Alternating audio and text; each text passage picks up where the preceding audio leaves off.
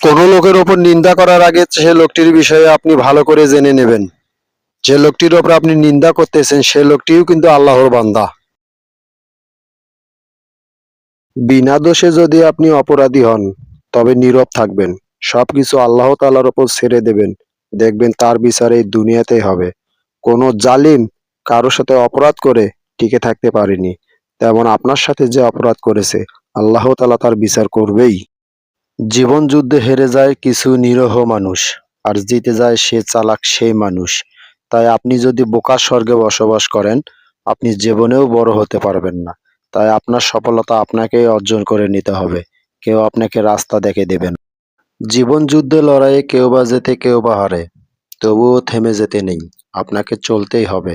জীবনে চলার পথে আপনার যতই বাধা আসুক, আপনাকে সামনে এগিয়ে যেতেই হবে। নয়তো আপনি কখনোই বেঁচে থাকতে পারবেন না। তোমার মনের মধ্যে নানান প্রশ্ন উকিঝুঁকি মারে। আল্লাহ তাআলা আমাকে কেন গরিব করে বানাইছে? আল্লাহ তাআলা তোমাকে গরিব করে বানাইছে তোমাকে পরীক্ষা করার জন্য। তুমি আল্লাহ তাআলার ইবাদত করো, দেখবা তোমার জীবনটাও সুখের পরিপূর্ণ হয়ে যাবে। আপনার জীবনের কিছু ভুল আপনাকে নতুন করে বেঁচে থাকার স্বপ্ন দেখায়, আর কিছু ভুল আপনাকে পুরোপুরি ধ্বংস করে দেয়। তাই যেকোনো সিদ্ধান্ত নেওয়ার আগে ভেবেচিন্তে সিদ্ধান্ত নেবেন।